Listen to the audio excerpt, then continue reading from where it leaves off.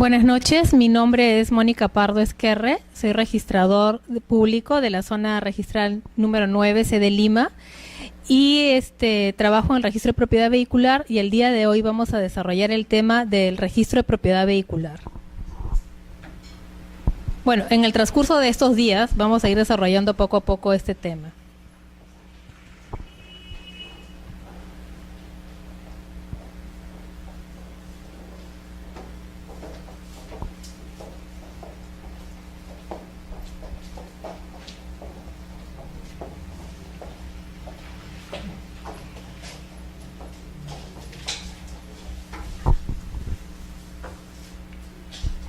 Antes de entrar de lleno al desarrollar el tema del registro de propiedad vehicular, vamos a hacer una introducción respecto de la clasificación vehicular según el Reglamento Nacional de Vehículos y también una clasificación de las placas únicas nacionales de rodaje.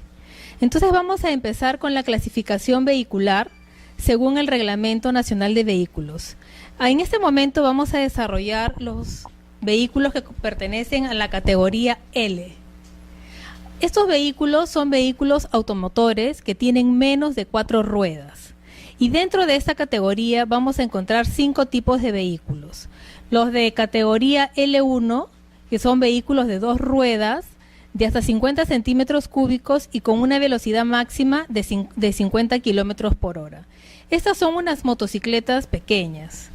Luego vamos a tener los vehículos de categoría L2.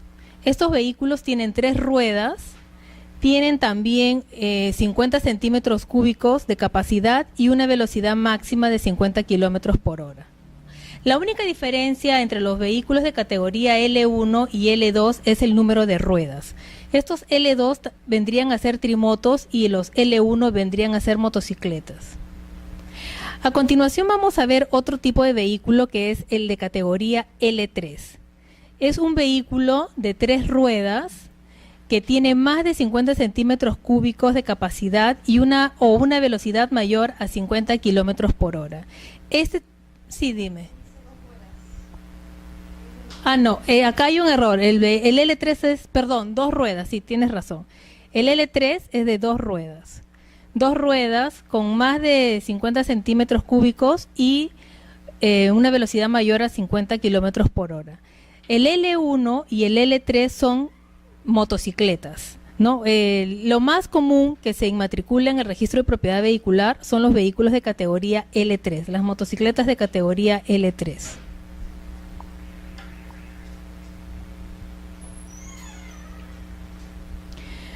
Continuando con la clasificación vehicular correspondiente a los vehículos de categoría L, vamos a ver ahora los vehículos de categoría L4. Este es un vehículo que tiene 3 ruedas que son asimétricas al eje longitudinal.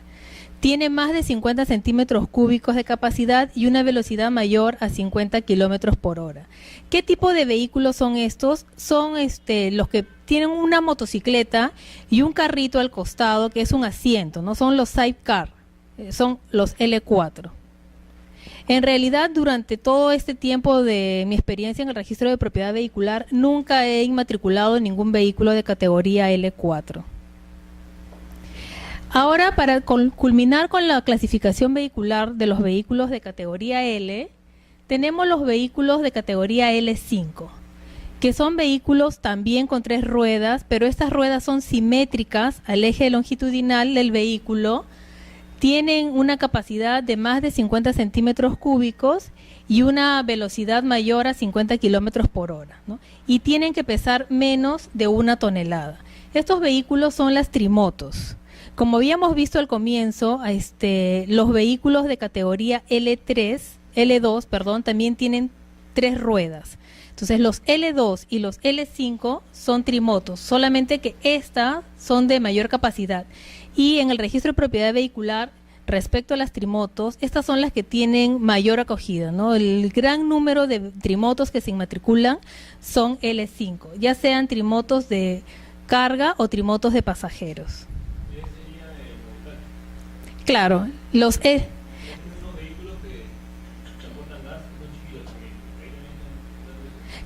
L5 pueden ser para transportar pasajeros, que serían los mototaxis, o también puede ser para transportar carga, ¿no? Que hay unos que son pequeños, que son para transportar gas, que hemos visto, ¿no?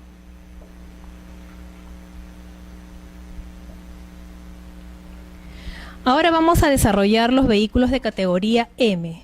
Estos vehículos son vehículos automotores que tienen 4 o más ruedas y que han sido diseñados y construidos especialmente para el transporte de pasajeros.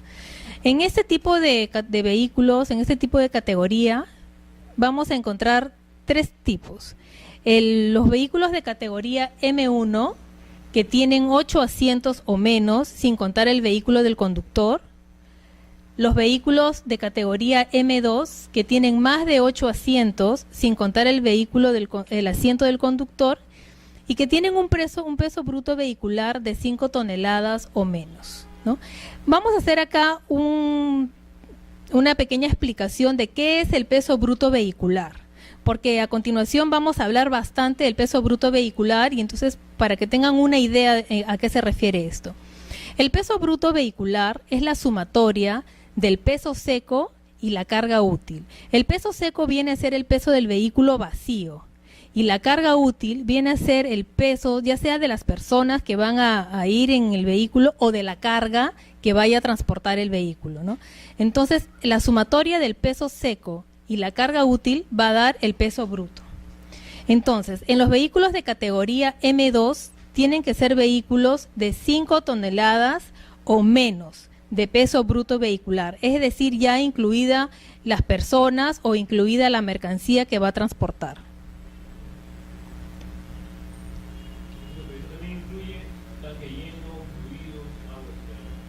Todo, y el peso bruto ya comprende todo. Ahora, continuando con la clasificación de los vehículos de categoría M, que recuerden, los vehículos de categoría M están destinados al transporte de pasajeros. Vamos a ver los vehículos de categoría M3. Estos vehículos también tienen más de 8 asientos, sin contar el vehículo del conductor, pero el peso bruto vehicular es de más de 5 toneladas.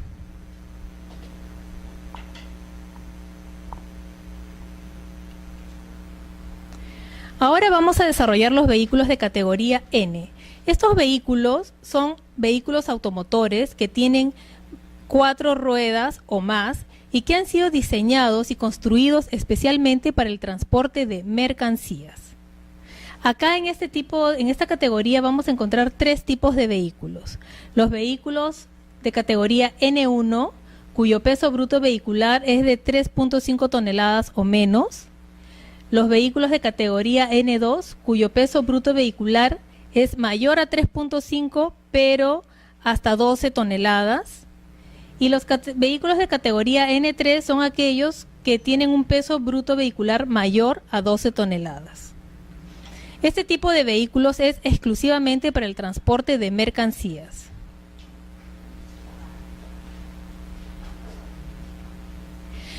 Como habíamos visto, tanto en los vehículos de categoría L como en los vehículos de categoría M y en los vehículos de categoría N, se había dicho que son vehículos automotores. ¿Qué significa esto? Que estos vehículos tienen motor. ¿Por qué les hago esta precisión? Porque los vehículos de categoría O, que vamos a ver en este momento, son vehículos que no tienen motor. Estos son vehículos que están comprendidos los remolques o los semirremolques y son comúnmente conocidos como las carretas. Buenas noches. Entonces, tengan en cuenta que estos vehículos de categoría O no tienen motor. Estos vehículos son conocidos comúnmente como carretas y van a ser enganchados en un vehículo automotor que va a ser quien los va a jalar. En este tipo de categoría vamos a encontrar 4 tipos de vehículos. Tenemos los vehículos de categoría O1, que son aquellos remolques o semirremolques de peso bruto de 0.75 toneladas o menos. Antes voy a hacerles una pequeña precisión. Estos vehículos de categoría O1 no se inmatriculan en el registro de propiedad vehicular. Cuando desarrollemos el tema de inmatriculaciones vamos a desarrollarlo un poco más, pero les voy adelantando que los de categoría O1 no tienen acceso al registro. Los vehículos de categoría O2 son los remolques o los semirremolques cuyo peso bruto está entre 0.75 toneladas hasta 3.5 toneladas. Los vehículos de categoría O3 son aquellos remolques o semirremolques cuyo peso bruto vehicular es de 3.5 hasta 10 toneladas. Y finalmente tenemos los vehículos de categoría O4, que son aquellos remolques o semirremolques cuyo peso bruto vehicular superan las 10 toneladas. Para todas aquellas personas que han llegado un poco después, les voy a volver a hacer la precisión que el peso bruto vehicular viene a ser la sumatoria del peso seco, que es el peso vacío del vehículo, y la carga útil, que viene a ser el peso de las personas o de la mercancía que se va a transportar en el vehículo.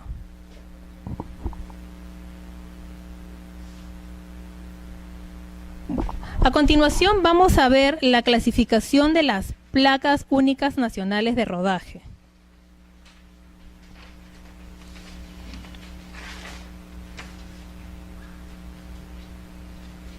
Antes que nada quería hacerles la precisión de que todo vehículo que va a circular por las vías públicas terrestres tiene la obligación de exhibir la placa única nacional de rodaje, ¿no? Y además también el registro de propiedad vehicular lo que asigna el número de la placa, pero el registro de propiedad vehicular no es el encargado de fabricar la placa ni de entregar la placa al usuario. Una vez que la persona ha obtenido la inmatriculación del vehículo, se le entrega una orden de giro. Con esa orden de giro, la persona va a ir a la entidad concesionaria encargada de la fabricación de las placas únicas nacionales de rodaje, va a efectuar los pagos correspondientes y es ahí donde le van a entregar las placas físicas. Y además también les entregan una tercera placa que viene a ser una calcomanía. Más adelante vamos a hacer una pequeña precisión también, ¿no? Todos los vehículos de categoría M y de categoría N tienen dos placas y también reciben una tercera placa que vendría a ser la calcomanía que se pega en el parabrisas del vehículo. Los vehículos de categoría L solamente tienen una placa física de rodaje que se coloca en la parte posterior del vehículo. En los vehículos de categoría M y categoría N se consigna una placa en la parte delantera y una en la posterior, como todos podemos apreciar al momento de ver en la vía pública que circulan los vehículos. Los vehículos de categoría L tienen una placa física y una calcomanía. Esta calcomanía se pegará en el parabrisas y de tratarse de un vehículo que no tiene parabrisa, se va a pegar en la parte más visible del vehículo, ¿no? La calcomanía se conoce como la tercera placa, que tiene algunas de las características principales del vehículo. En los vehículos de categoría O se entrega solamente una placa física que se va a poner en la parte posterior del vehículo.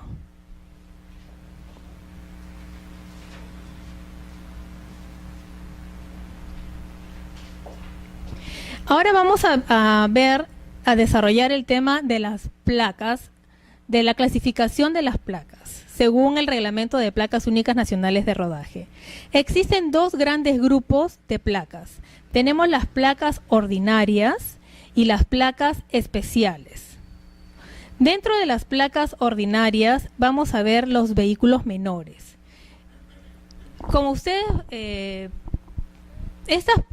asignación de placas rige a partir del 1 de enero del año 2010. Si ustedes van por la calle, ustedes van a poder apreciar que muchos vehículos todavía tienen las placas antiguas. Esta asignación de placas es desde el 1 de enero del año 2010 y se asigna obligatoriamente a todo vehículo que se inmatricula y a todo vehículo que teniendo la placa antigua solicita la inscripción de una transferencia o un cambio de características. Si algún vehículo tiene la placa antigua y acude al registro para inscribir una transferencia o un cambio de características, obligatoriamente se le va a asignar la nueva placa de rodaje. Estas nuevas placas van a diferenciarse por los distintos colores, como vamos a ir viendo en las diapositivas. Tenemos acá las placas ordinarias de los vehículos menores. Para las categorías L1, L2, L3 y L4 se asigna la placa de color azul. Estas placas de rodaje van a identificar a los vehículos de categoría L, ¿no? Para los vehículos de categoría L5, que vienen a ser las trimotos, acá tenemos un mototaxi, pero también podría haber sido un trimoto de carga. Se le asigna la placa que es celeste con una franja amarilla.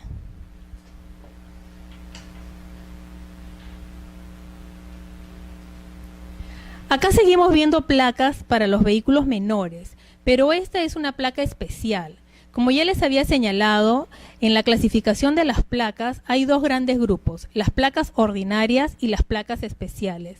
Esta es una placa especial, que es una placa gubernamental, que se va a asignar a todos aquellos vehículos menores que pertenezcan a las entidades del Estado, con excepción de las Fuerzas Armadas, a las cuales se les asigna placa ordinaria, y la Policía Nacional, porque como vamos a ver más adelante, la Policía Nacional tiene su propia placa especial.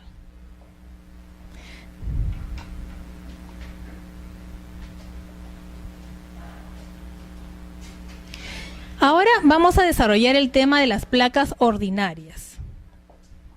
Las placas ordinarias, y acá vamos a ver que se asigna a los vehículos livianos y pesados.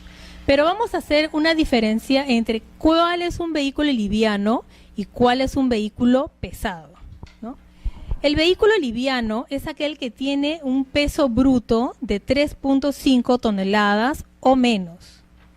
Y el vehículo pesado es aquel que tiene un peso bruto de más de 3.5 toneladas. Buenas noches. Dentro de los vehículos livianos vamos a encontrar a los vehículos de categoría M1, M2, N1, O1 y O2. Y dentro de los vehículos pesados vamos a encontrar vehículos también M1, M2, M3, N2, N3, O4, O3 y O4, ¿no? La diferencia cuando un vehículo es liviano o cuando un vehículo es pesado es por el peso bruto. Si tiene hasta 3.5 toneladas es un vehículo liviano. Más de 3.5 toneladas es un vehículo pesado. Entonces, acá vamos a ver los vehículos de categoría M. Acá tenemos la placa. Los vehículos de categoría M van a tener 4 tipos de placas. En primer lugar tenemos la placa particular. Como ven, es toda de color blanco y se asigna a los vehículos de categoría M, cualquiera sea M1, M2 o M3. Acá tenemos un automóvil, pero podría también haber estado una camioneta rural o un ómnibus. Los vehículos, la placa de taxi y colectivo se asigna solamente a los vehículos de categoría M1, ¿no? Los de particular puede ser para cualquier vehículo de categoría M. Los de taxi solamente para vehículos de categoría M1. Pueden ser un automóvil o puede ser un vehículo station wagon. Tradicionalmente se conocían a los vehículos como automóvil, station wagon, camioneta rural, ómnibus, camiones, camionetas. Ese tipo de clasificación actualmente, y en mérito a esa clasificación es que se asignaban antes las placas de los vehículos. Actualmente la asignación de las placas se basa en la categoría de los vehículos, como ya hemos visto, categoría L, M, N o categoría O, y en base al uso que se le va a asignar. En este caso, estos son vehículos de categoría M, pero este vehículo va a tener un uso particular, ¿no? ¿Cuáles serían los vehículos de categoría M? Para más o menos, o sea, según lo que nosotros hemos estado acostumbrados a identificar los vehículos, ¿qué vehículos son de categoría M?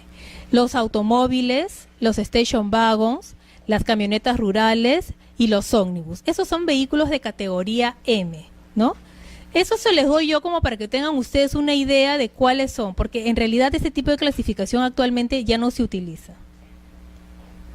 Como vemos, la diferencia entre la placa de particular y la placa de taxi es la franja amarilla que está en la parte superior. Continuando con las placas ordinarias y con los vehículos de categoría M, vamos a encontrar los vehículos que están destinados al servicio de transporte urbano e interurbano. Este tipo de vehículos, la placa es blanca con la franja verde y generalmente son de categoría M2, pero también podrían ser vehículos de categoría M3. Tenemos otro tipo de vehículos que son los vehículos destinados al transporte interprovincial de personas. Estos vehículos tienen una placa blanca con una franja naranja en la parte superior. Son de categoría M3, pero también pueden estar incluidos vehículos de categoría M2. Acá les quiero hacer una precisión. Como ya habíamos dicho, esta asignación de placas rige a partir del 1 de enero del año 2010. Todo vehículo que se va a inmatricular se le asigna a este tipo de placas. Como el vehículo no está inmatriculado, la persona va a declarar el tipo de uso que le va a asignar al vehículo. Y el registrador va a tener que verificar, según las características técnicas de cada vehículo, si realmente le corresponde el uso que está solicitando, ¿no? Por ejemplo, si un vehículo desea que se le asigne placa de taxi, esto es antes de que sea inmatriculado, o sea, con la inmatriculación, ¿no? Si un vehículo desea que se le asigne la placa de taxi, el vehículo tendría que tener algunas características técnicas, como por ejemplo, un peso de 1000 kilos, una cilindrada de 1250 centímetros cúbicos, 4 puertas y obviamente ser de categoría M1. Entonces el registrador verificará si el vehículo que se pretende inmatricular tiene las características técnicas, se le asignará la placa de taxi. Pero ¿qué pasa cuando el vehículo ya está inmatriculado? Como yo les había dicho, cada vez que alguien solicita la transferencia o el cambio de características, obligatoriamente se le asigna las nuevas placas. Si alguien desea de que el vehículo tenga un uso de servicio público de pasajeros, va a tener que presentar el certificado de habilitación que le otorga la entidad competente. Por ejemplo, si yo deseo que mi vehículo sea de taxi o tal vez de transporte urbano o interurbano, tendré que presentar el certificado de operatividad o en todo caso la tarjeta única de circulación emitida por la municipalidad. Lo que se tiene que verificar ahí es que el certificado se encuentre vigente y que haya sido otorgado al titular del vehículo. ¿Por qué? Porque la habilitación de un transportista es intransferible. Si yo tengo un vehículo y mi vehículo es de transporte público y yo transfiero el vehículo, ese certificado de operatividad que yo tenía queda sin efecto, ¿no? Es más, el propietario de un vehículo de transporte público, al momento de efectuar la transferencia del vehículo, está en la obligación de comunicar a la entidad competente que ha realizado esta venta para que ese certificado de habilidad que tenía quede sin efecto. Entonces, en el caso de los vehículos que ya están inmatriculados y que se les va a asignar la nueva placa, si se desea que tengan el servicio de transporte público, tendrán que acreditarlo con el certificado correspondiente, el cual debe estar vigente. En el caso de los vehículos de transporte interprovincial, el certificado de operatividad lo brinda el MTC. En el caso de los taxis y el transporte urbano e interurbano, lo brinda la municipalidad correspondiente, que es la municipalidad provincial. No va a ser una municipalidad distrital la que otorga ese certificado de habilidad.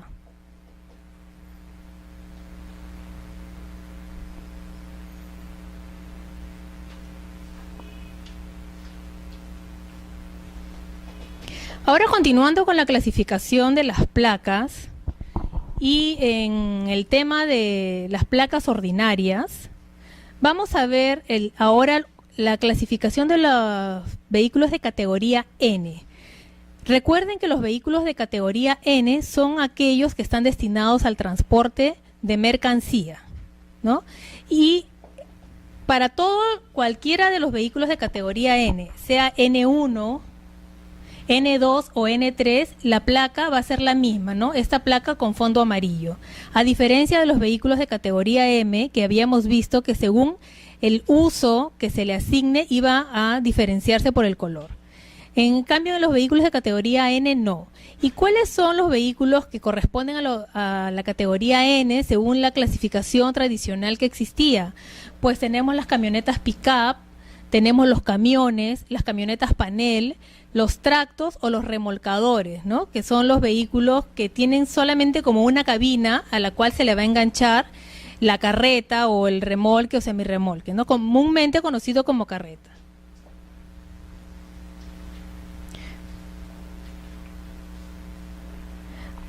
Ahora vamos a ver cuáles son las placas que se asignan a los vehículos de categoría O, que también son placas ordinarias. Acá tenemos los de categoría O1, O2, O3 y O4. Pero como ya les había señalado, los de categoría O1 no se inmatriculan en el registro de propiedad vehicular.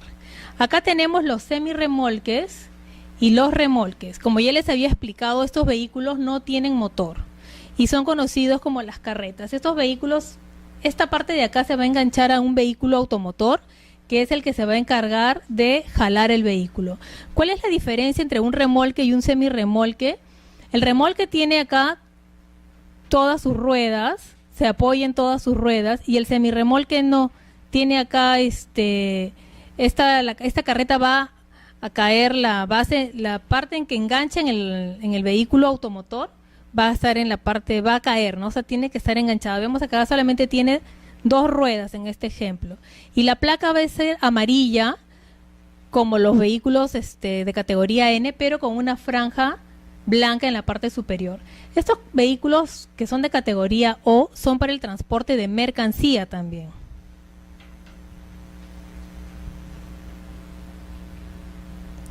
Ahora vamos a desarrollar el tema de las placas especiales. Como ya les había explicado, las placas nacionales de rodajes se clasifican en 2 grandes grupos, en las placas ordinarias que acabamos de desarrollar y en las placas especiales. Existen varios tipos de placas especiales, no todas las otorga el registro de propiedad vehicular, y como vamos a pasar a ver a continuación. En primer lugar tenemos las placas de las policiales. Estas placas son para todo tipo de vehículos de la Policía Nacional del Perú, sean vehículos menores, sean automóviles como los patrulleros o camionetas rurales también como los patrulleros, o sean vehículos portatropa. Para todo tipo de vehículos de la Policía Nacional se asigna la placa especial, que es de color verde. Esta placa la asigna el registro de propiedad vehicular. A continuación tenemos otra placa especial que también se asigna en el registro de propiedad vehicular y que son las placas de emergencia. Estas placas identifican ya sea a los bomberos, a las ambulancias, sean de entidades públicas o de entidades privadas, y también identifica a los vehículos de serenazgo.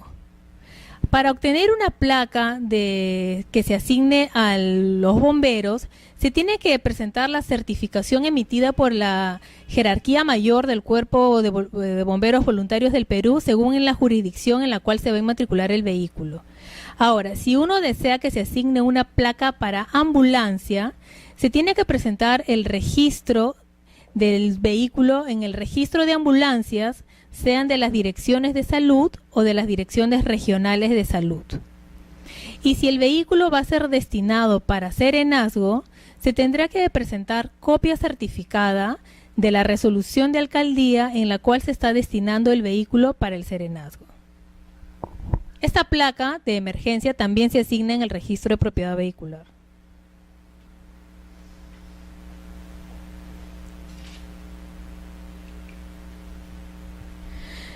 Continuando con las placas especiales, como habíamos visto, las placas de la policía son verdes, las placas de emergencia son rojas, y a continuación tenemos otro tipo de placa especial, que es la placa de exhibición. Estas placas son naranjas. Este tipo de placas no se asignan en el registro de propiedad vehicular. ¿Y en qué momento se utilizan este tipo de placas? Estas placas son para los vehículos nuevos que ya han sido nacionalizados y que aún no han sido inmatriculados y que van a ser trasladados sea de la aduana a las empresas, a las tiendas, a los concesionarios donde venden los vehículos, o tal vez de repente ha venido un vehículo que no tiene chasis y entonces lo están sacando de la aduana para llevarlo al taller donde van a fabricarle la carrocería. También se le pone esta placa. Tal vez va a haber alguna exhibición de vehículos como tipo motor show, ¿no? Entonces se van a trasladar esos vehículos de las tiendas al lugar de la exhibición, se les pone este tipo de placas. O a lo mejor alguien que se quiere comprar un vehículo nuevo, antes de comprar el vehículo quiere hacer una prueba de manejo. Entonces esos vehículos que uno utiliza para hacer la prueba de manejo también tienen esta placa de exhibición.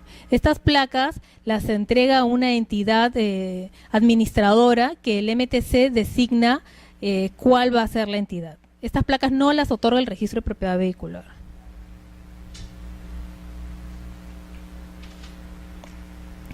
A continuación tenemos otro tipo de placa especial, que es la placa rotativa, que tiene un cierto parecido con la placa de exhibición.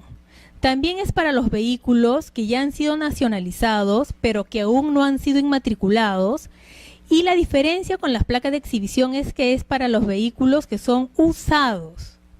Esta placa se asigna a los vehículos que son usados y que salen de los ETICOS o de la Sofra Tacna.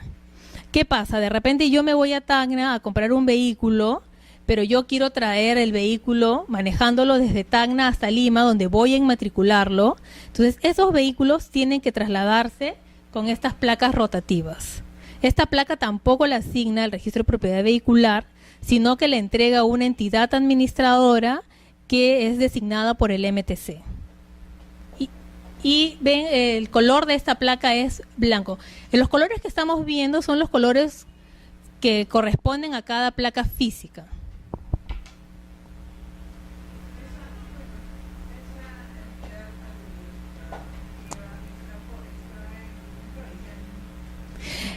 Por ejemplo, para las placas de exhibición, la entidad encargada de asignarles es la AAP, que es la Asociación Automotriz del Perú, que es la que también fabrica las placas ordinarias, es la que se encarga de fabricar las placas.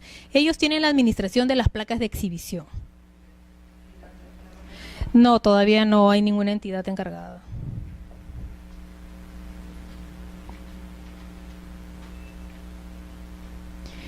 A continuación, otro tipo de placa especial que sí se asigna en el registro son las placas temporales. Estas placas son de color amarillo y se asignan a los vehículos que han ingresado al país temporalmente. Estos vehículos también tienen una inscripción temporal en el registro por el tiempo que se establece en la Declaración Única de Aduanas o en la Declaración Aduanera de Mercancías.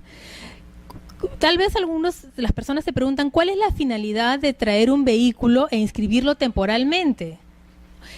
Generalmente los vehículos que se inmatriculan temporalmente son aquellos que los traen para realizar algún tipo de obra, ¿no? Por ejemplo, cuando se estaba haciendo lo del gas de camisea, las empresas encargadas de realizar todo el trabajo del gas trajeron una serie de vehículos que los habían importado temporalmente, solamente para poder realizar el trabajo. Una vez que se concluye el trabajo, estos vehículos son reexportados y, si desean, pueden pedir en todo caso la inmatriculación definitiva, ¿no? Pero mientras que el vehículo tenga una inscripción temporal, va a tener este tipo de placa, ¿no?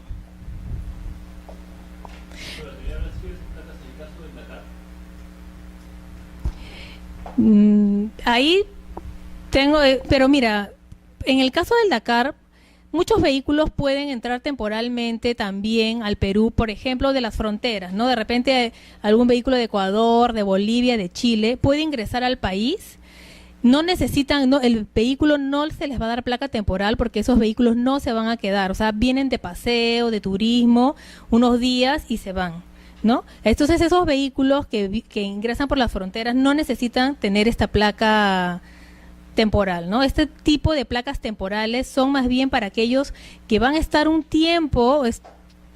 Los que yo he visto de las placas temporales son, por ejemplo, les dan por 4 años, ¿no? Entonces son para este tipo de grandes obras que no existen esos vehículos para hacer acá y tampoco de repente tiene objeto que se queden en el país porque no los van a utilizar más.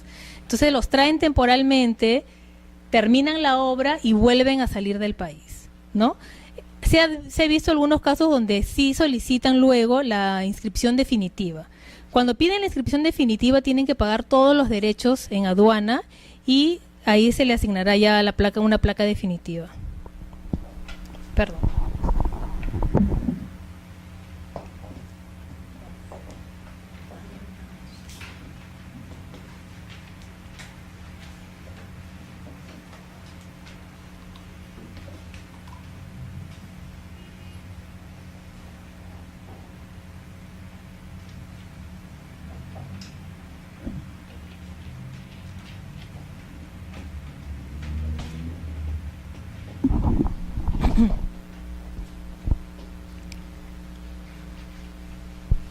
Bueno, continuando con las placas especiales, recuerden siempre que hay dos grandes grupos, las placas ordinarias y las placas especiales.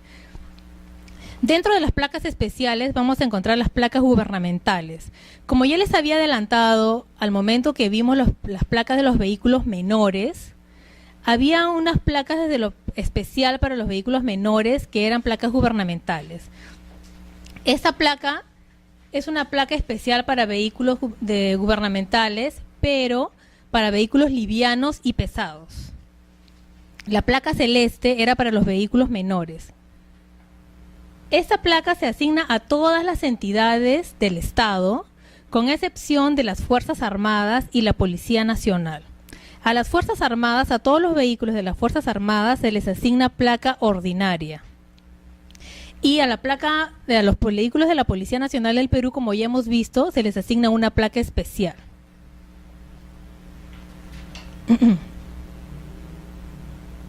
La placa gubernamental es muy parecida a la placa particular, es igual a la placa particular, ¿no? La diferencia es en la numeración. Todas las placas gubernamentales empiezan con la letra E.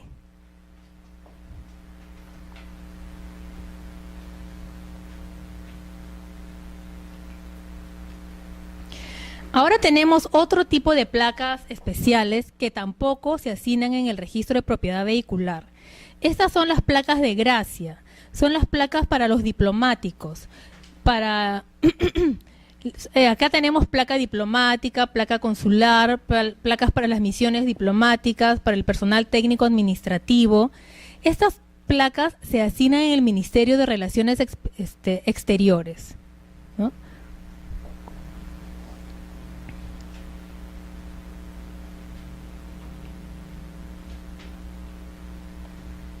No sé si tienen alguna pregunta respecto a la clasificación vehicular o respecto a la clasificación de las placas de rodaje antes de tomar otro tema.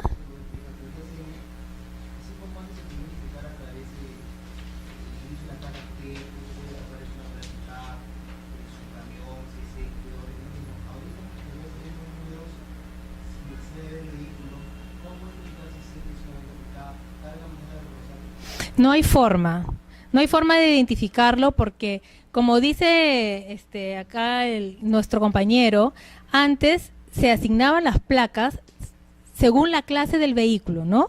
Los vehículos, los automóviles, todos los automóviles empezaban desde la M hasta la L, era la primera letra del automóvil, ¿no? Luego, si era un vehículo menor, empezaban con M o con N, ¿no?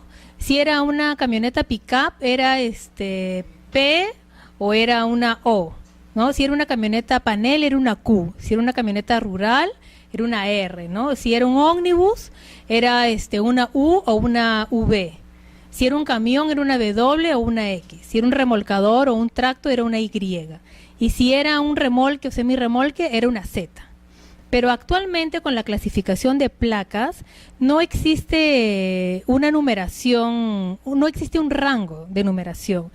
Cuando recién se dio el reglamento de placas, de las nuevas placas de vehículos, sí se estableció un rango, ¿no? Para los automóviles había un rango, para las camionetas rurales otro rango, y así para todos los tipos de vehículos. Pero ese rango no duró mucho tiempo, fue derogado. Entonces ahora la asignación de la placa es totalmente aleatoria al sistema, ¿no? Si uno ve una placa, por ejemplo, las placas de los vehículos livianos o pesados,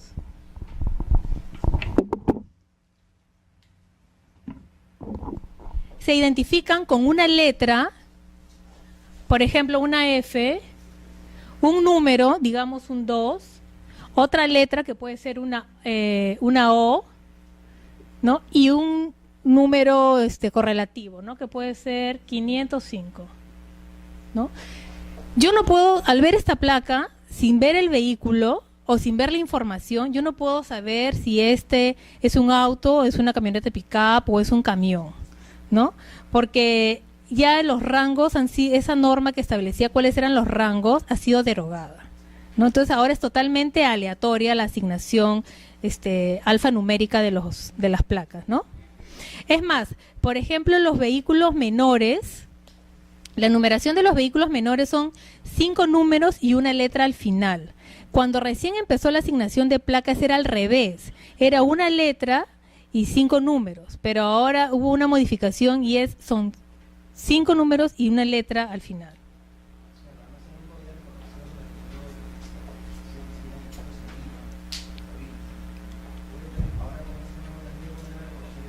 Eso sí se ha establecido cuál es la letra que le corresponde a cada zona registral. Exacto. Eso sí se ha mantenido, ¿no? ¿Qué letra le corresponde a cada zona registral? No se ha mantenido como era originalmente, ¿no? Que por ejemplo la letra A significaba que era de Tumbes, ¿no? La B de Piura, la C de Lambayeque, la D de La Libertad. En ese estricto orden no se ha mantenido, ¿no? Pero sí existe sí se puede identificar de qué oficina, a qué oficina le corresponde. Sí.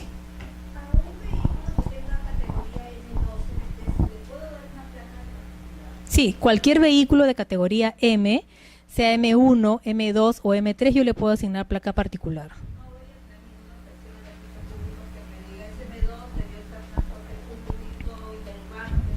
No, porque de repente yo tengo una familia numerosa y necesito pues una camioneta rural de más de 8 asientos para transportar a toda la familia, ¿no? Entonces yo le puedo, obviamente es para mi uso particular y yo le asigno la placa. Ahora, lo que yo quería hacer una precisión, muchas personas que son propietarias de vehículos de categoría N, ¿no? Cuando van al registro solicitan que se les asigne placa particular, ¿no? Porque las personas consideran que el vehículo es de su uso particular, ¿no? Pero en este caso no procede, porque el único uso que se les puede dar a los vehículos de categoría N son el de transporte de mercancía, ¿no? No necesariamente que correspondan a una empresa, de repente ellos pensarán de que como es transporte de mercancía, tiene que ser pues una empresa que se dedica a la mudanza, ¿no? Entonces solamente de ese tipo de empresas se les asigna el uso de transporte de mercancías. No es así. Todo vehículo de categoría N, sea que lo use una persona particularmente o sea que de repente brinde algún servicio de mudanza, se le asigna la categoría de transporte de mercancías, ¿no? Y a todo vehículo de categoría O se le va a asignar también el uso de no motorizado transporte de mercancías, ¿no? Porque recuerden que los vehículos de categoría O son vehículos que no tienen motor. No, esos vehículos no tienen acceso al registro. En general, cualquier vehículo O1.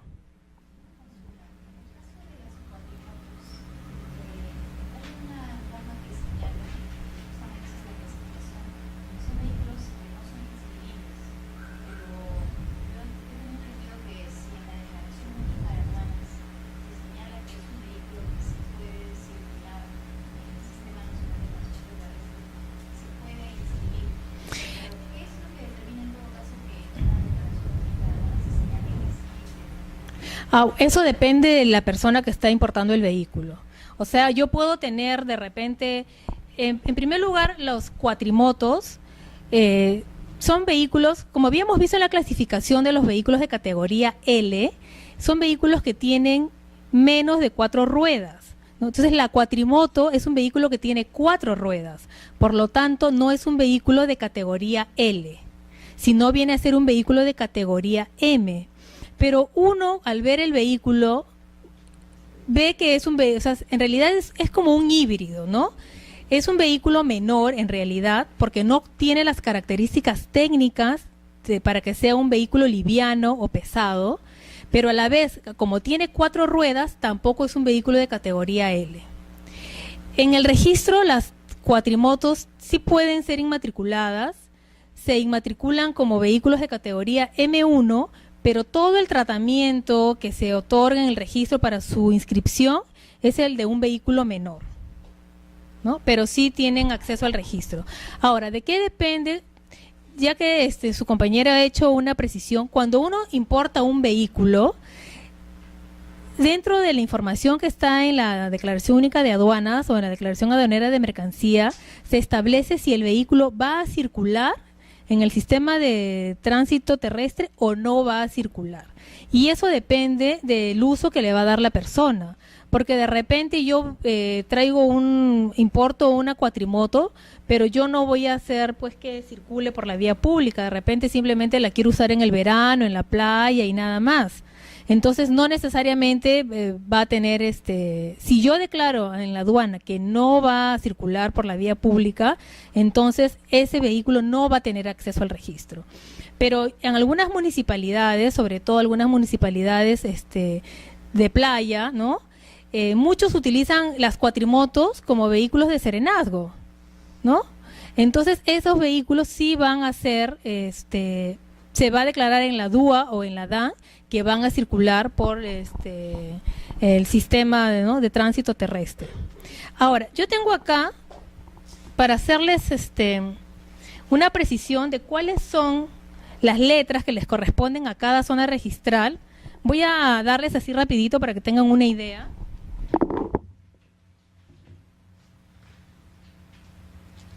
¿Qué decreto lo dice?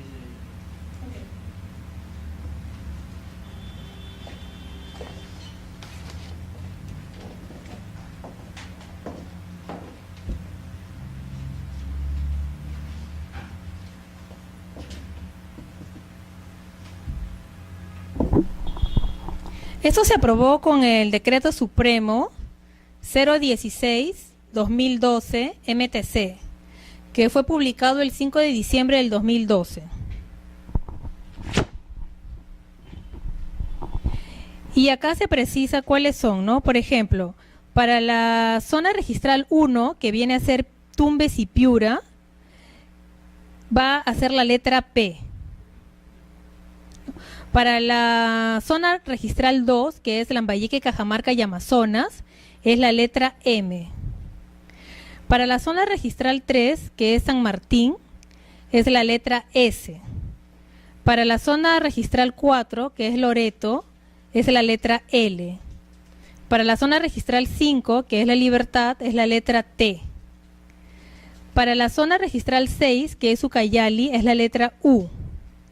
Para la zona registral 7, que es Ancash, es la letra H. Para la zona registral 8, que es Junín, Huánuco y Pasco, es la letra W. Para la zona registral 9, que es Lima, tenemos la A, la B, la C, la D y la F, ¿no? Para la zona registral 10, que es Cusco, Apurímac y Madre de Dios, es la letra X. Para la zona registral 11, que es Ica, Ayacucho y Huancavelica, es la Y. Para la zona registral 12, que es Arequipa, es la V. Y para la zona registral 13, que es Moquegua, Tacna y Puno, es la letra Z, ¿no? Esas son las primeras letras de la placa, la que va a diferenciar la zona. En el ejemplo que habíamos puesto acá, que la primera letra es una F, entonces este vehículo pertenece a Lima, ¿no?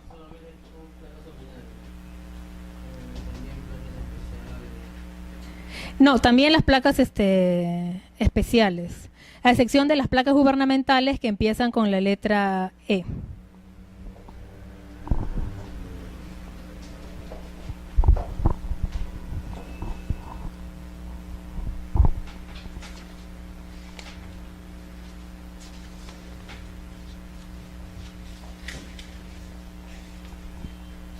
Ahora, como ya les había dicho, desde el 1 de enero del 2010 se asignan las nuevas placas a los vehículos que se va a efectuar una transferencia o se va a efectuar un cambio de características. A los vehículos obligatoriamente se asigna la nueva placa, ¿no?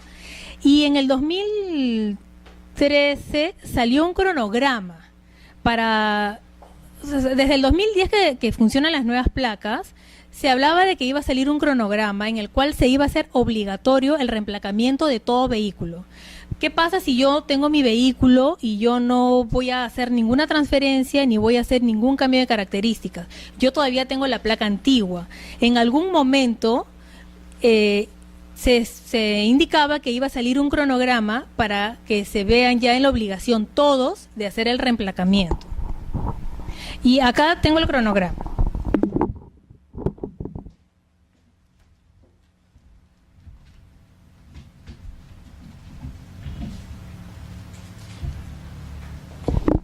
Este cronograma es para todos los vehículos de transporte público, para todos los vehículos de transporte de mercancía, ¿no? No están considerados en este cronograma los vehículos particulares, ¿no? Pero ya todo aquel vehículo que está destinado al transporte público de pasajeros de la categoría M o que están destinados al transporte de mercancías de la categoría N o de la categoría O tienen ya la obligación de reemplacarse. Esto está dentro del Decreto Supremo 007-2013 del MTC, que fue publicado el 27 de junio del 2013, ¿no? En realidad ya el reemplacamiento va a concluir el mes de mayo. Se supone que ya la mayoría de vehículos, o casi todos los vehículos, han tenido que reemplacarse. Por ejemplo, los vehículos que terminan con el dígito 0 tenían que haberse reemplacado en agosto del 2013. Los del dígito 1, que es el último dígito de la placa antigua, en septiembre del 2013. El dígito 2 en octubre del 2013. El dígito 3 en noviembre del 2013. El dígito 4 en diciembre del 2013. El dígito 5 en enero del 2014. El dígito 6 en febrero del 2014. El dígito 7 en marzo del 2014. El 8 en abril del 2014 y el 9 es en mayo de este año, ¿no? Con eso termina ya el cronograma de los reemplacamientos. Ahora, para hacerles una precisión, ¿qué pasa con aquellos vehículos que se inmatricularon con la nueva placa o que se les asignó la nueva placa al momento de inscribir una transferencia o un cambio de características? ¿Qué pasa si yo posterior a eso hago una transferencia o realizo un cambio de características? ¿Significa que al inscribir eso se me va a asignar una nueva placa de rodaje? Pues no. Una vez que ya se asignó la placa de rodaje, el vehículo se va a quedar con esa placa. No significa que cada vez que yo inscriba una transferencia o un cambio de características, teniendo ya la nueva placa, se me va a dar una nueva placa. Sí.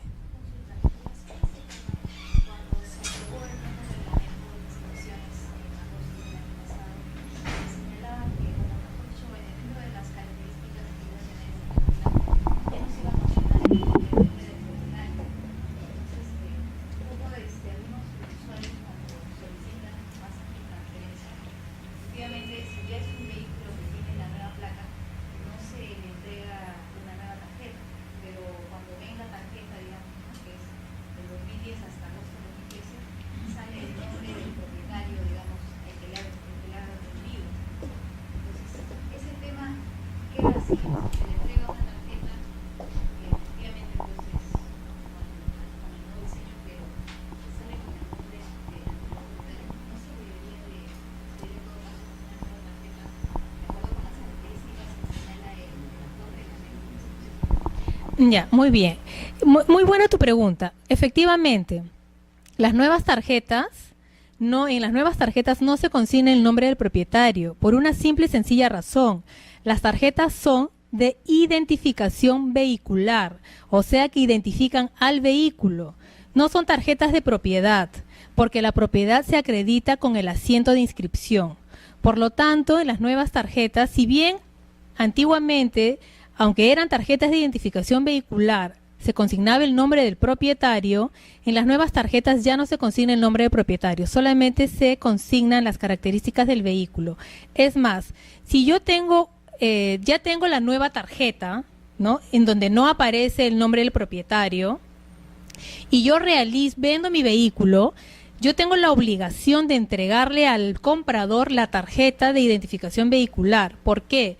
Porque cuando se inscriba la transferencia de este nuevo propietario, ya no va a generarse una nueva tarjeta de identificación vehicular.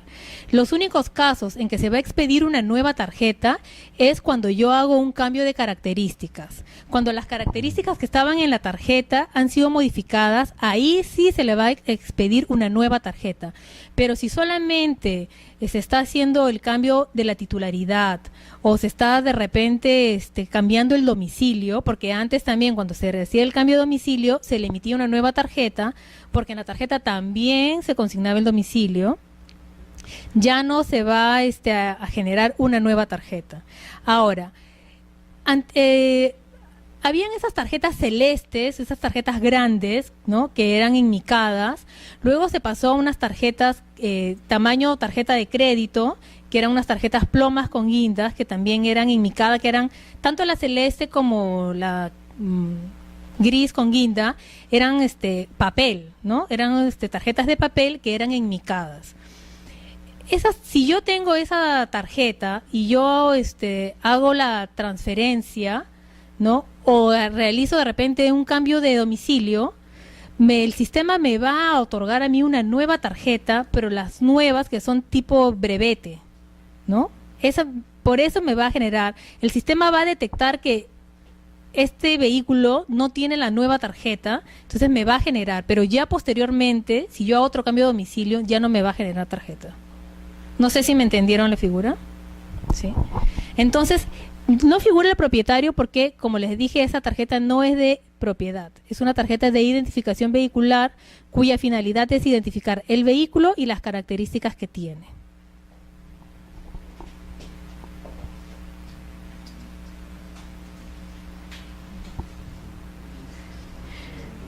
Bueno. Ahora vamos a ver...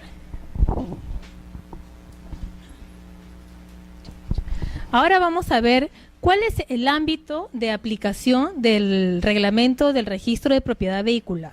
¿No? Se aplica para todo vehículo que está destinado a circular en la red vial del Sistema Nacional de Transporte Terrestre, ¿no? Todos los vehículos que nosotros vemos que van circulando por las pistas, por las carreteras, se les va a aplicar el reglamento de propiedad vehicular, ¿no? Y acá, por ejemplo, cabe la precisión que habían hecho de las cuatrimotos. No todas las cuatrimotos van a tener acceso al registro, pero porque el importador así lo declaró. Entonces, para esos vehículos que no van a tener acceso al registro, obviamente no se les va a aplicar este reglamento. También hay otro tipo de vehículos que no tienen acceso al registro, como son los denominados maquinarias amarillas, ¿no?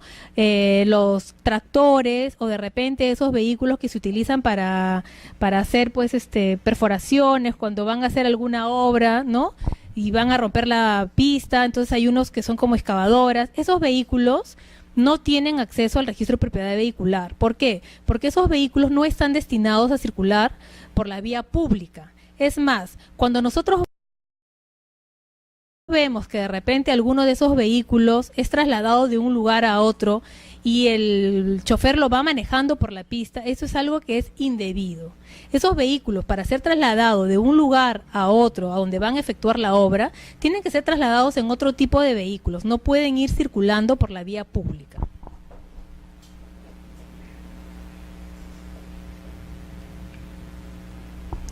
Ahora vamos a desarrollar los principios registrales que son aplicables al registro de propiedad vehicular.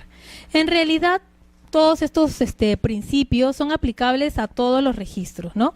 Y el reglamento ha establecido el reglamento de propiedad vehicular ha establecido cuáles son los principios registrales que son aplicables. Vamos a empezar con el primero de todos, que es la rogación, ¿no? Los asientos se van a extender a instancia del otorgante, del acto o derecho, o tal vez de un interesado. Porque este es el primero, porque este es el que va a dar origen a todo el trámite del registro, ¿no? El usuario, la persona interesada, se va a presentar ante el registro y va a solicitar la inscripción de algún acto. Y este principio de rogación se va a materializar en los formularios que son aprobados por la SUNAR y que son en los cuales la persona va a manifestar su rogatoria, ¿no? En el caso, por ejemplo, de los vehículos, se consignará la placa del vehículo y si se va a hacer la inscripción, la inmatriculación, se indicará el número de serie y el número de motor en la solicitud de inscripción de título. Tiene que estar debidamente llenado con los datos de identificación del presentante y su firma. También quería precisarles de que la rogatoria alcanza a todos los actos inscribibles en el título, ¿no? Salvo reserva expresa. ¿Qué significa? Por ejemplo, yo tengo un acta de transferencia en la cual han considerado 5 placas, ¿no? Entonces, significa que la rogatoria alcanza a todos los actos inscribibles, alcanzaría a la inscripción de la transferencia de los 5 vehículos. Pero de repente yo todavía no quiero hacer la transferencia de alguno de ellos. En el formulario, en la solicitud de inscripción de título, hay un espacio en la cual la persona va a hacer reserva expresa de qué acto no quiere que se inscriba, ¿no? De repente de las 5 placas yo quiero que se inscriba solamente la transferencia de 2. Entonces marcaré las placas que no deseo que sean materia de calificación por el registrador.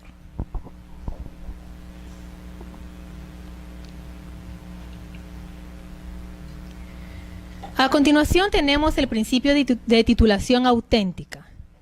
Todas las inscripciones se van a efectuar en virtud del instrumento público, salvo disposición en contrario. ¿Qué significa esto?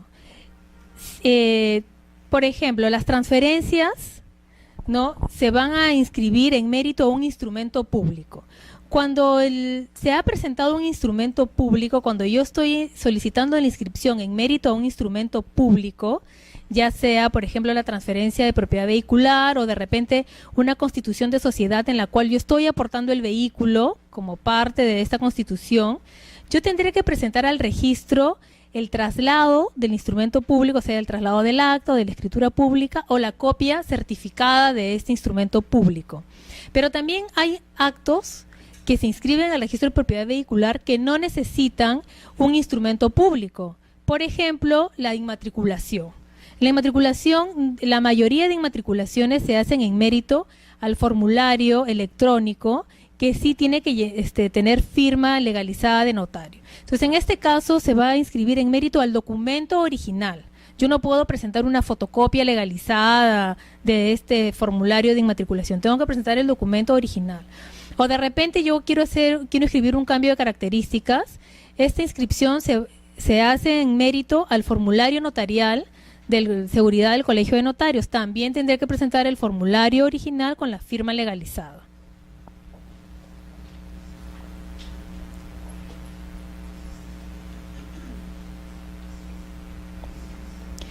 A continuación, otro de los principios que se aplican en el registro de propiedad vehicular es el principio de especialidad. ¿Qué significa? Que por cada vehículo se va a abrir una partida registral. Esto es el folio real, ¿no?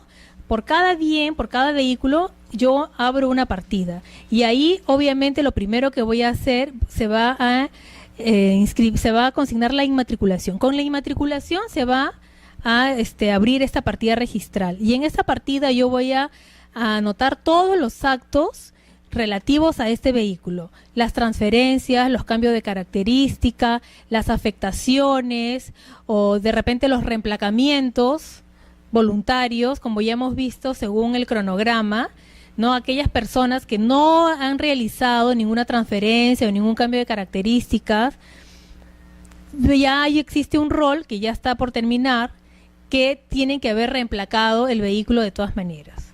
¿no? Entonces, en cada partida del vehículo se van a inscribir todos estos actos, ¿no? Incluso, de repente, el cierre de la partida registral también puede darse, y esto lo vamos a ir desarrollando en el transcurso de los días.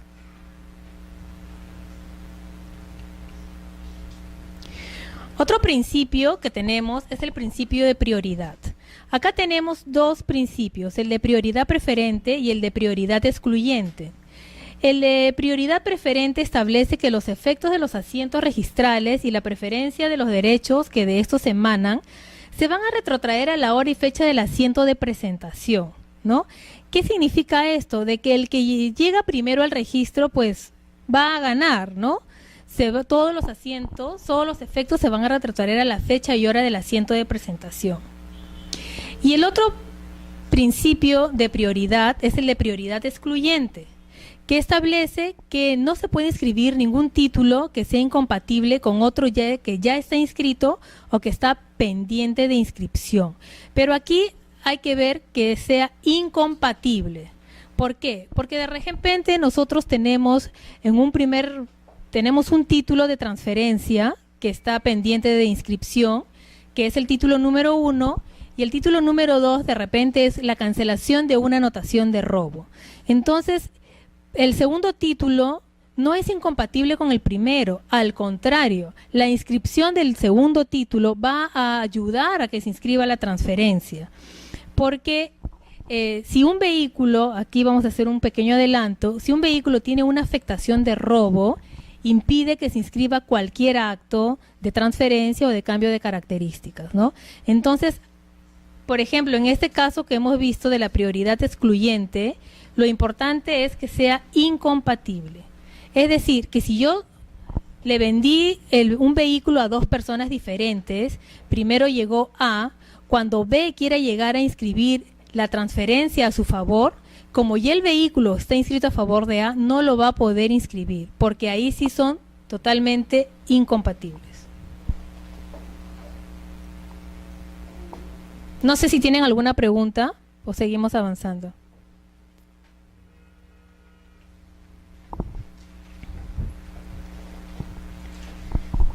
Bueno, a continuación tenemos el principio de tracto sucesivo. Este principio señala que ninguna inscripción se hace sin que esté inscrito o se inscriba el derecho de donde emana. ¿Qué pasa si yo quiero inscribir la transferencia de un vehículo y resulta que quien aparece como vendedor en el acta no es el titular registral?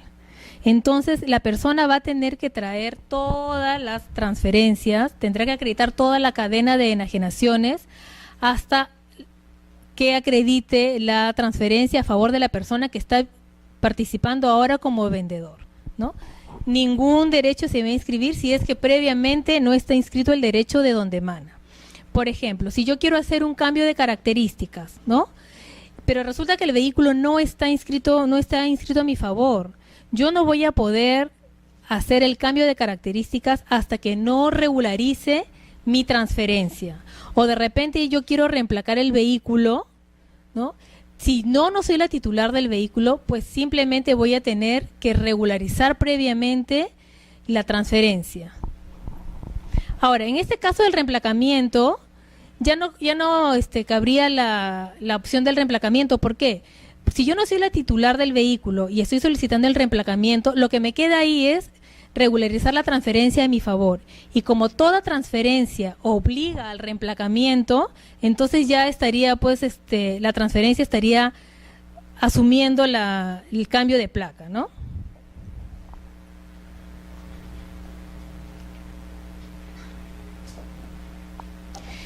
A continuación tenemos el principio de legitimación.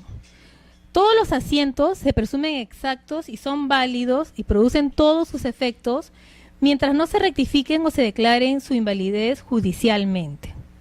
Ahora, ¿qué pasa si yo realizo la rectificación de un título, ¿no?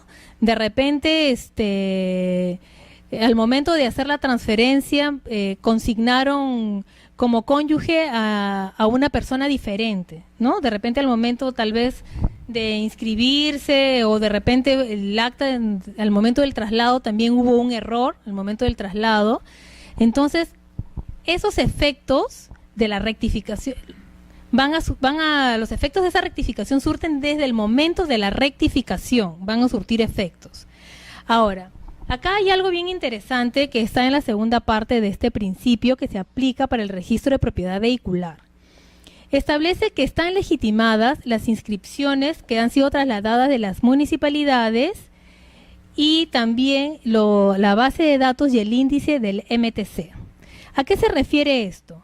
En un tiempo, hace unos años atrás, las municipalidades provinciales, sobre todo, inmatriculaban vehículos menores, o sea, los vehículos de categoría L, que son las motos o las trimotos.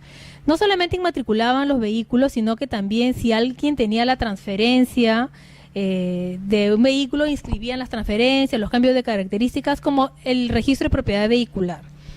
Es más, tal vez algunos vehículos que tenían ya placa SUNAR, ¿no?, acudían a esa municipalidad para inscribir la transferencia y las municipalidades inmatriculaban el vehículo y le asignaban una placa municipal.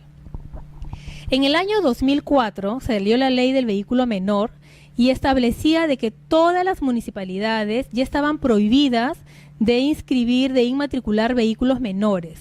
No solamente eso, sino que estaban en la obligación de trasladar todo el acervo documentario a la oficina registral de su jurisdicción para que estos vehículos sean trasladados y se les asigne una placa SUNARP. Entonces, este principio de legitimación ha recogido esta realidad que se dio de los traslados de las municipalidades. Muchas veces estos vehículos, al momento de inmatricularse en las municipalidades, no cumplían todos los requisitos exigidos por el registro de propiedad vehicular. Pero al momento de haber sido trasladados al registro, ya estos asientos tienen estos asientos están legitimados, ¿no? Y el otro punto es del MTC. ¿Qué pasaba? Antes el registro de propiedad vehicular pertenecía al Ministerio de Transportes y Comunicaciones. En el año 1997 es que se traslada el registro a la SUNARP. Entonces, nosotros recibimos pues toda la base de datos y todos los índices que pertenecieron al Ministerio de Transportes. Todas esas bases de datos y esos índices también han sido legitimados.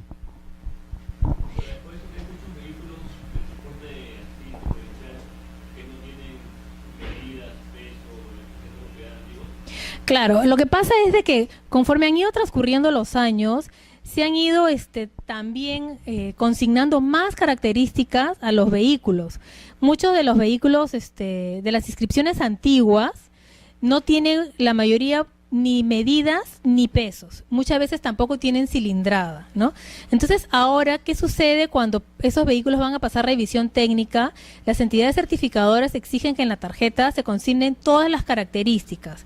Entonces, los usuarios tienen acá dos opciones. La primera es ir a ver el título archivado, porque en algunos casos, si bien no se reflejaba esa información en la tarjeta, sí aparecía la información en el título archivado. Si la información está ahí, simplemente se pide por una rectificación de oficio que se incorporen estos datos en mérito al título archivado. Si la información no está en los títulos archivados, se tendrá que recurrir a una entidad certificadora para que se emita el certificado correspondiente, en el cual se va a detallar cuáles son las características que se están incorporando. Ahora, el registro para la incorporación, eso lo vamos a ver con más detalle, pero vamos a hacer un adelanto. Cuando se van a incorporar estas características, el registro va a cobrar invalorado, va a ser un valor, una tasa invalorada por todas las incorporaciones que se van a realizar. Sea que realicen una o que realicen 5 incorporaciones, todas se van a cobrar como una sola. También, ¿por qué se han legitimado los índices y la base de datos del MTC? Se ha dado el caso de que en algunas ocasiones los antecedentes, en el MTC se guardaban los antecedentes en un sobre, ¿no?, que se llama sobre de antecedentes.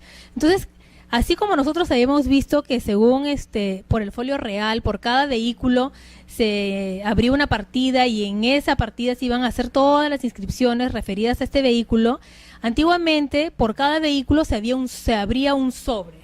un sobre de antecedentes. Y ahí en ese sobre se guardaban todos los documentos que se habían de los actos que se escribían sobre el vehículo, la inmatriculación, las transferencias, los cambios de características, los embargos, las prendas, todo se guardaba en este sobre de antecedentes. En algunos casos tal vez se guardaban mal, se ponía en otro sobre, o como no era se mandaban al archivo, y a veces se ha dado el caso de algunos documentos antiguos que se habían traspapelado. Pero ¿qué pasaba? De que en la base de datos sí aparecían los propietarios y también aparecían en los índices. Entonces, ante la falta del documento, ante la falta del título archivado, se ha optado por legitimar estos índices y esta base de datos, ¿no? Ahora, si uno desea realizar alguna rectificación en mérito a ese título archivado que no está, sí se va a tener que proceder a la reconstrucción de los antecedentes. ¿Por qué se ha optado por esta legitimación? En el registro, cuando se calificaban estos títulos que venían pues de los antecedentes, eran del MTC, se verificaba el sobre de antecedentes, y en algunos casos cuando faltaba el expediente de la última transferencia, era materia de observación y se le indicaba al usuario que previamente a la inscripción de la transferencia tenía que procederse a la reconstrucción de ese título archivado. Entonces, este es un proceso pues que no es fácil para muchos conseguir la información, sobre todo porque las transferencias antiguas se hacían en mérito a contratos privados con firma legalizada. Entonces, solamente se otorgaba un ejemplar que se lo llevaba obviamente el comprador, y si por A o B se traspapelaba, no había forma a veces de reconstruir. Algunos notarios tenían un archivo de estos contratos y algunas se han realizado algunas reconstrucciones en mérito a las copias que habían guardado los notarios y a la constancia de su libro de toma razón que tenían de transferencias. Entonces, en mérito a esto se habían hecho las reconstrucciones, pero no todos los notarios tenían estas copias de los contratos porque tampoco era obligatorio que lo tuvieran, ¿no? Entonces, por eso es que se ha optado por legitimar, si está en la base de datos y en el índice, entonces se ha dado por legitimar esta información. El siguiente principio es el de la fe pública registral, ¿no? ¿A qué se refiere este principio?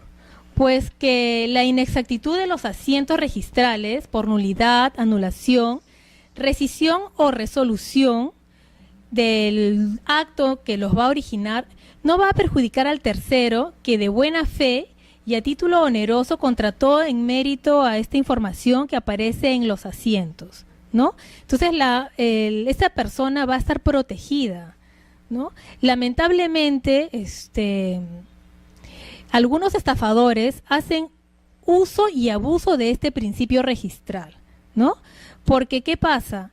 Realizan pues fraudulentamente transferencias e inmediatamente lo transfieren a un tercero, ¿no? Entonces, este tercero, que muchas veces también se encuentra coludido con el estafador, se ampara en este principio, ¿no? No había, pues, obviamente, en la partida registral del vehículo ninguna causa que diera luz que podría haber algún, que se pudiera esta transferencia declarar nula, ¿no? Entonces, se amparan en este principio y muchas veces las personas se ven perjudicadas y no pueden recuperar su vehículo porque hacen mal uso de este principio.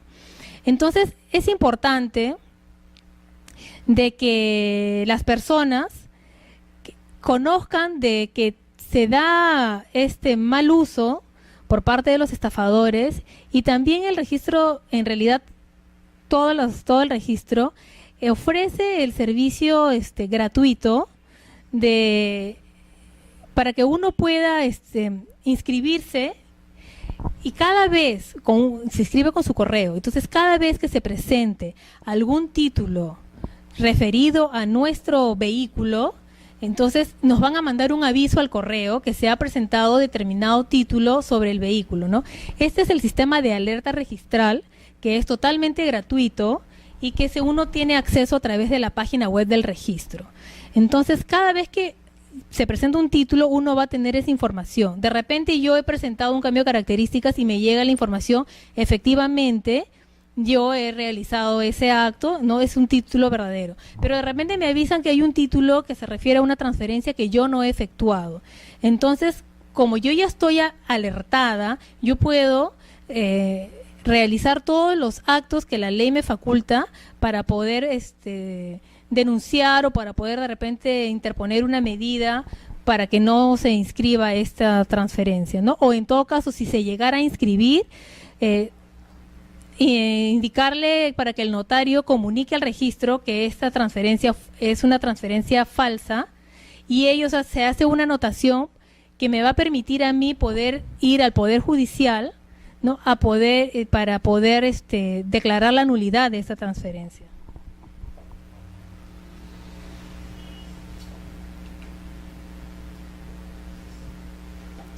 Ahora vamos a desarrollar ¿cuáles son los actos inscribibles en el registro de propiedad vehicular?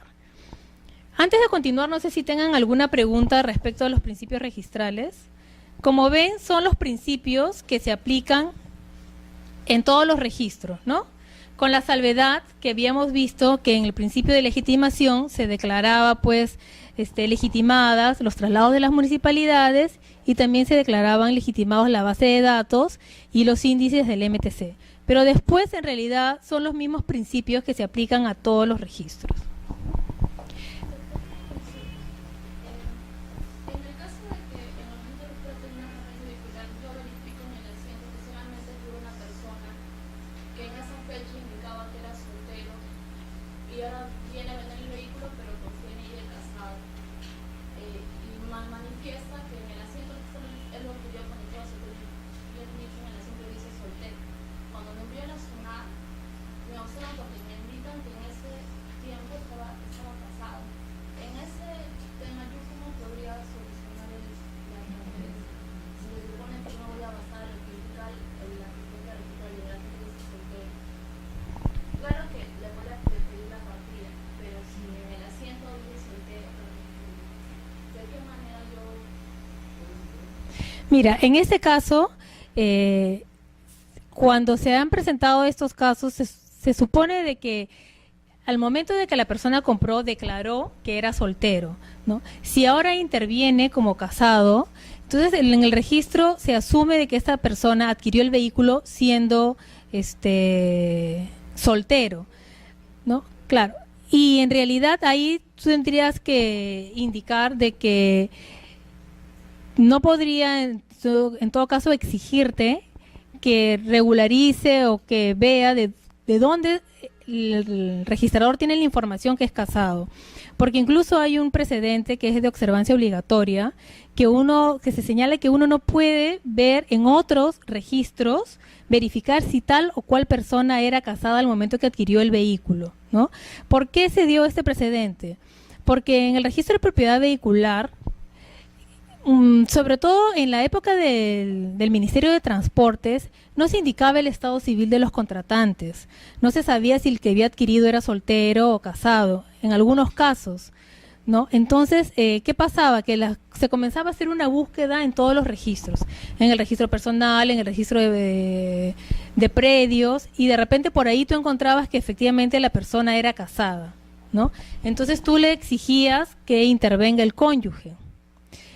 Pero luego salió este precedente que dice de que solamente tú puedes verificar la partida del vehículo y en todo caso podrías verificar el registro de personas naturales siempre y cuando ellos estén invocando de repente un poder o de repente estén invocando una separación de patrimonios, ¿no? En otro caso, no.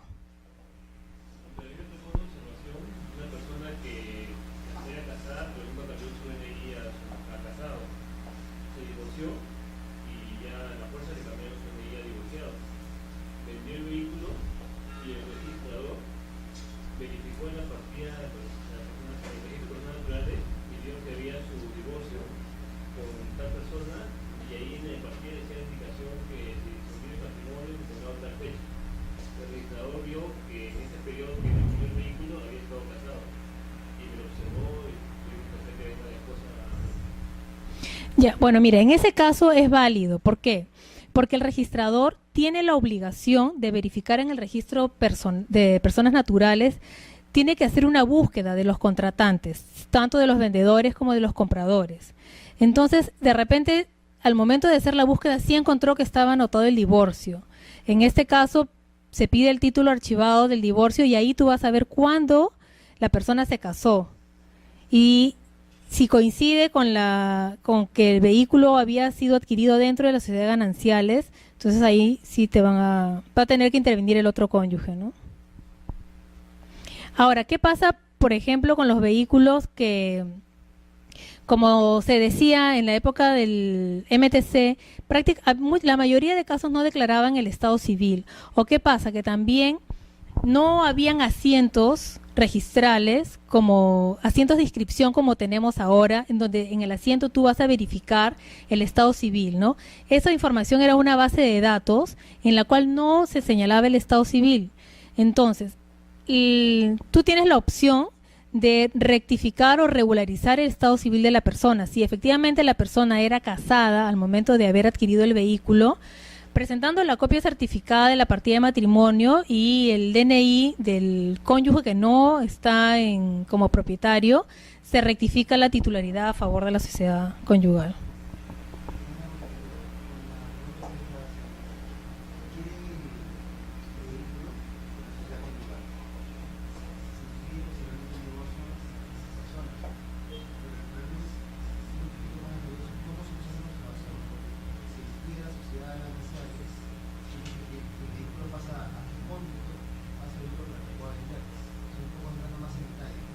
Mira, ahí se dan dos casos que yo he visto, ¿no? Cuando liquidan la sociedad de gananciales, de repente le adjudican el vehículo a uno de los cónyuges, ¿no? Entonces, en este caso, lo primero que se tendría que hacer es rectificar la titularidad a favor de la sociedad conyugal y luego hacer la transferencia y inscribir la titularidad a favor del cónyuge al cual se le adjudicó el vehículo y recién la compraventa, digamos. Pero en algunos casos que se ve que en los títulos archivados del divorcio a veces señalan que no han adquirido bienes, ¿no? Si ellos señalan que no han adquirido bienes, pero de las fechas de la celebración del matrimonio y de la fecha de la adquisición del vehículo, se ve que efectivamente sí habían adquirido el vehículo dentro de la sociedad de gananciales, lo que queda en este caso es que el otro cónyuge ratifique la venta, nada más. Bueno, entonces ahora sí si no tienen ninguna otra pregunta, vamos a desarrollar el tema de los actos inscribibles en el registro de propiedad vehicular. El primero definitivamente tiene que ser la primera de dominio, ¿no? Que se le conoce como la inmatriculación, que consiste en la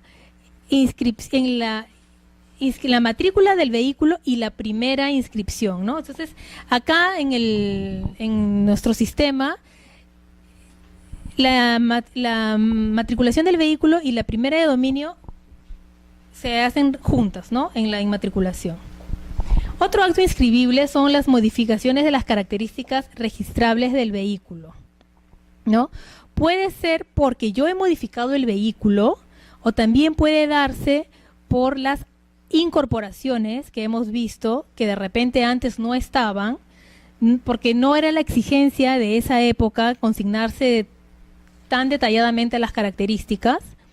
Y otro tema también puede ser por las adecuaciones. ¿Qué pasa?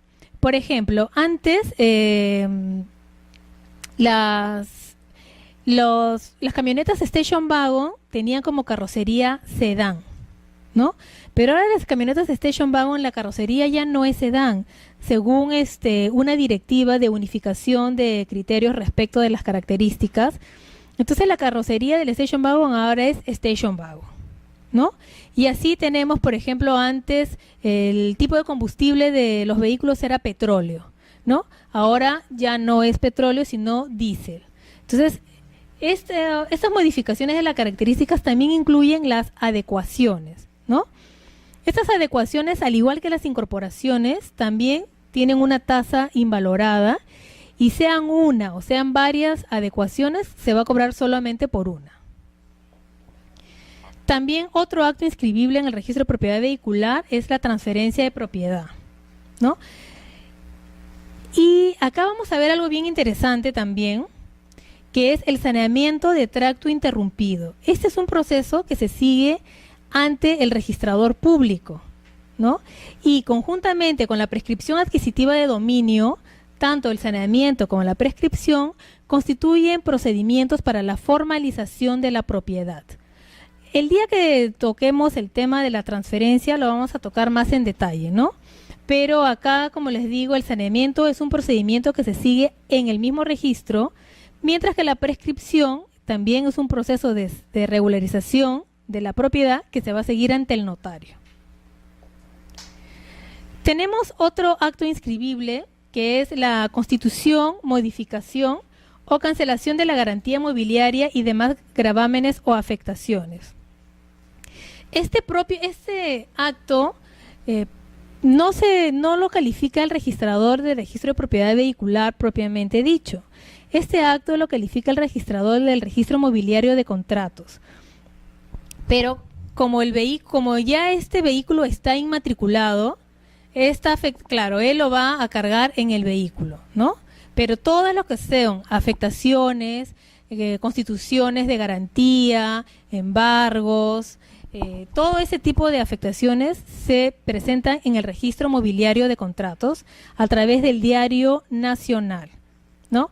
Para hacer una precisión, el registro mobiliario de contratos tiene una competencia nacional. ¿Qué quiere decir? Yo puedo tener un vehículo inmatriculado en Lima, pero yo puedo presentar la constitución de garantía en Trujillo y el registrador de Trujillo es competente para calificar esta constitución de garantía. Cosa diferente sucede con el registro de propiedad vehicular, ¿no? La competencia es por cada zona registral. De repente yo presento la transferencia de un vehículo de Lima, lo presento en Trujillo, el registrador de Trujillo no va a ser competente para calificar esa transferencia, ¿no? Tendrá que tachar el título y la persona tendrá que presentar el acta en la oficina correspondiente, o de repente si la presenta en Trujillo, pero como una oficina receptora, ¿no? Para que ellos se encarguen de remitir la información, el acta a la oficina de Lima.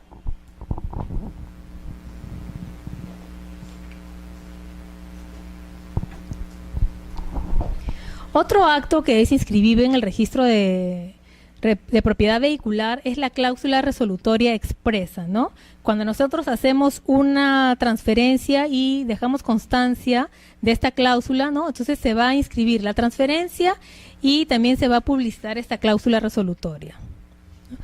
Otro acto inscribible son los contratos y pactos especiales oponibles a terceros conforme a la ley. También tenemos otro acto inscribible que es el cumplimiento total o parcial de las condiciones de las cuales dependan los efectos de los actos registrados, de los contratos registrados, ¿no? Todo esto lo vamos a ver con más amplitud cuando desarrollemos el tema de las transferencias. Acá simplemente estamos haciendo la enumeración de cuáles son los actos que se inscriben en el registro de propiedad vehicular. También tenemos el retiro temporal del vehículo y la readmisión del vehículo.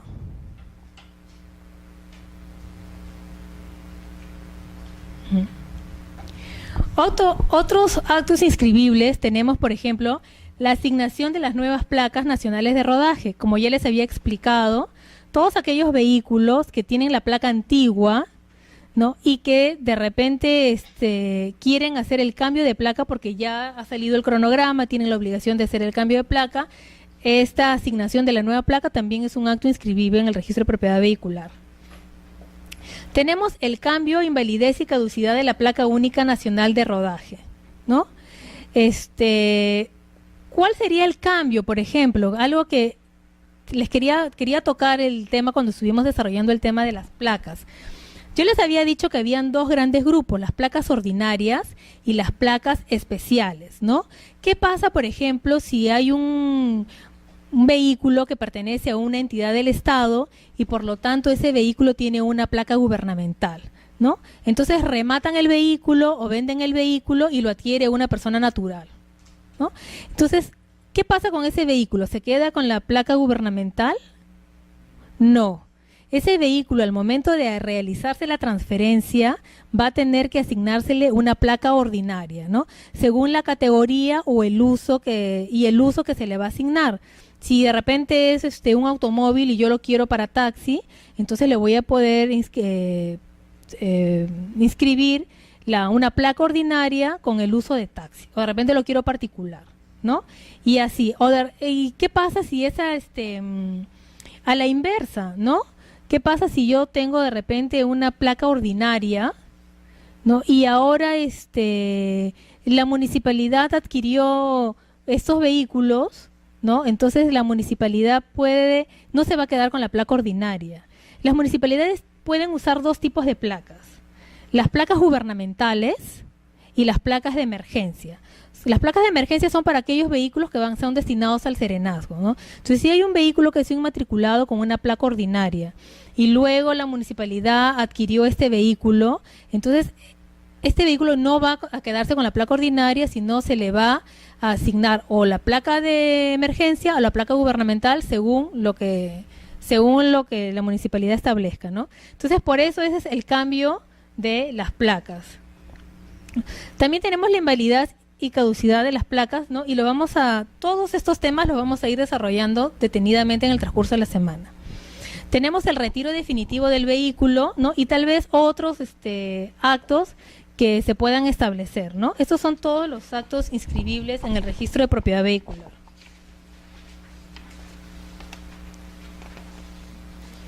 Bueno, a continuación tendríamos que desarrollar la inmatriculación de vehículos, pero como este es un tema bien amplio, ¿no? Y que necesita mayor detalle, ¿no? Lo vamos a desarrollar mañana, pero podríamos ir avanzando algunas ideas respecto a la inmatriculación de vehículos, ¿no? Básicamente, la mayoría de vehículos que se inmatriculan hoy en día en el registro de propiedad vehicular son vehículos nuevos, ¿no? Un tiempo atrás, la mayoría de vehículos, o tal vez paralelo, y eran los vehículos nuevos y los vehículos usados. Cada vez menos se inmatriculan vehículos usados en el registro de propiedad vehicular. Como podemos apreciar, día a día hay cada vez más vehículos, solamente basta salir y ver el tráfico, ¿no? Entonces, hay muchas facilidades ahora para adquirir los vehículos. Entonces, cada día llegan más y más vehículos, se inmatriculan y la mayoría son vehículos nuevos. Los requisitos para inmatricular un vehículo nuevo de un vehículo usado son prácticamente los mismos, pero los usados tienen mayores exigencias, como las vamos a ir desarrollando mañana, ¿no? Ahora,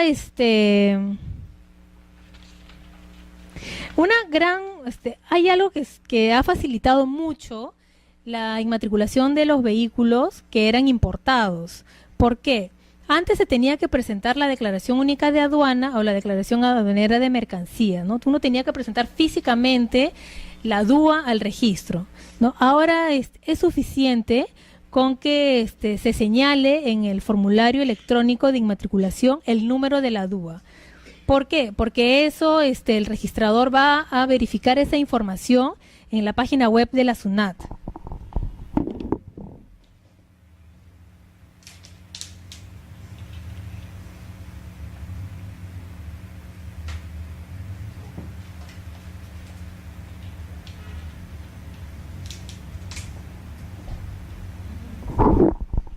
Es más, actualmente, cuando uno quiere inmatricular los vehículos que son importados, simplemente hay un convenio entre el registro y la SUNAT, entonces uno jala el número de la DUA y toda la información de la DUA se va a pegar en la base de datos del registro de propiedad vehicular. Y eso facilita mucho la inscripción porque el número de serie y el número de motor tienen demasiados dígitos que muchas veces antes se tenía que digitar.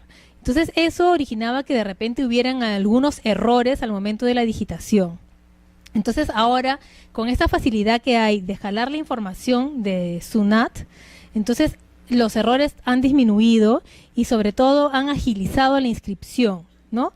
Porque como ya les había dicho, el número de vehículos que se inmatriculan cada día va en aumento. Entonces, al tener la facilidad de jalar la información, pues agiliza también la calificación de los títulos.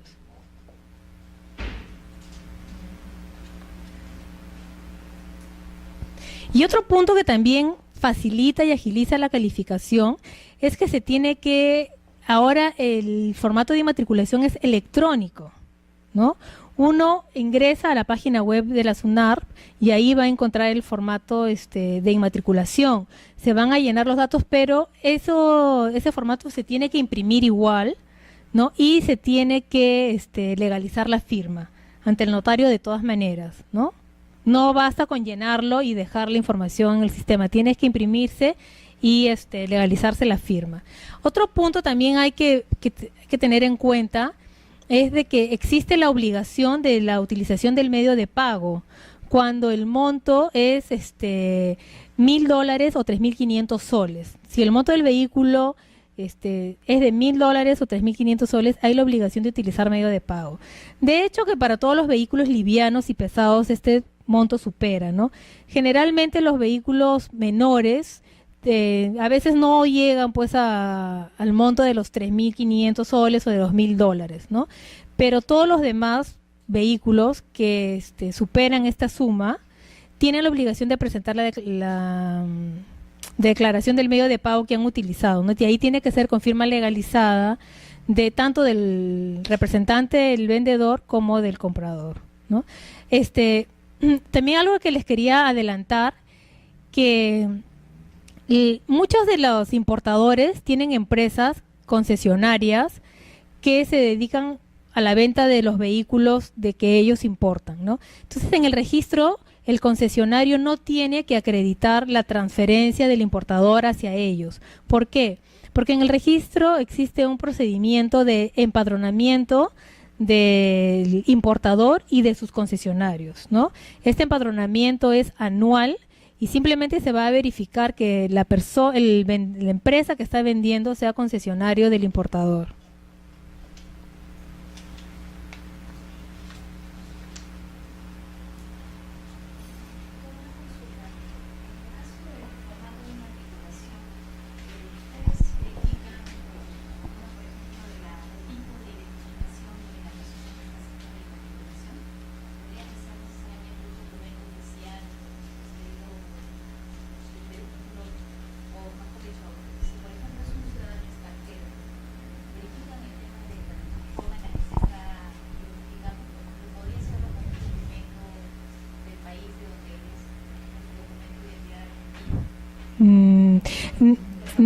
No.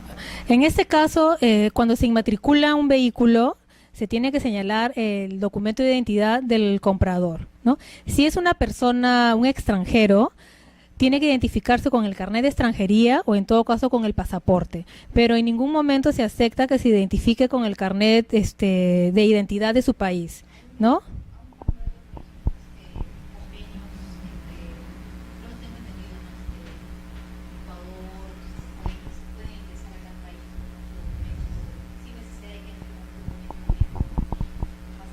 Claro, pero la persona es con fines turísticos.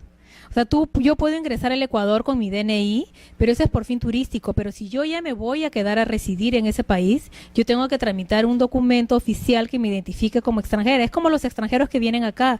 Podrán venir con su documento de identidad del país de origen, pero para fines turísticos. Pero para realizar contratos, tendrían que tener un carnet de extranjería o en todo caso el pasaporte, pero no con el documento de identidad del país.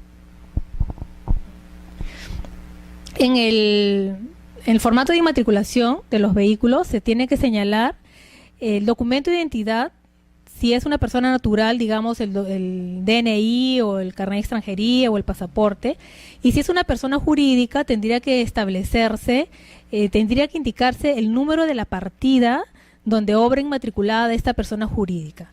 No se identifican con el número de RUC, porque el RUC es para fines tributarios. En el registro, la persona jurídica se tendrá que identificar con el número de partida y la oficina donde está inscrita. No sé si tengan alguna otra pregunta. Bueno, creo que ya eso es todo por hoy.